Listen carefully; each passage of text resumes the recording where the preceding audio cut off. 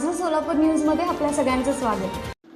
चारचाकी वाहनामधून अवैधरित्या गांजाची वाहतूक करणाऱ्या चौघांना पोलिसांनी पकडले असून ही कारवाई दरम्यान 6,42,680 रुपयांचा गांजा आणि एक चारचाकी गाडी असे एकूण 14,42,608 रुपयांचा मुद्देमाल जप्त केला आहे। या प्रकरणी पंढरपूर शहर पोलीस ठाण्यामध्ये एका पुरुषासह 3 महिलांवर गुन्हा दाखल करण्यात आला आहे।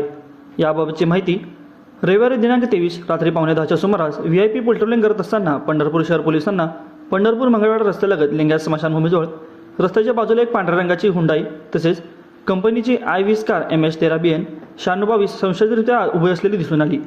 संशय आल्याने पोलिसांनी त्या गाडीला गराडा घातला। यावेळी एक पुरुष आणि 3 महिला संशयितरित्या गाडीमधून बसल्याने आढळून आले।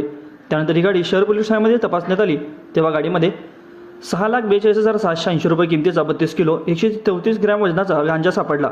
या प्रकरणी संशयित आरोपी अमोल हनुमंत पवार, सुरेखा पवार, राहणार गाजडे प्लॉट पंढरपूर, मैनाबाई महादेव जाधव, राहणार तुंगत तालुका पंढरपूर, वाकाताई चव्हाण, राहणार देगाव तालुका पंढरपूर या चौघांवर पंढरपूर शहर पोलीस ठाण्यामध्ये गुन्हा दाखल करण्यात आला असून त्यांना अटक करण्यात आली आहे।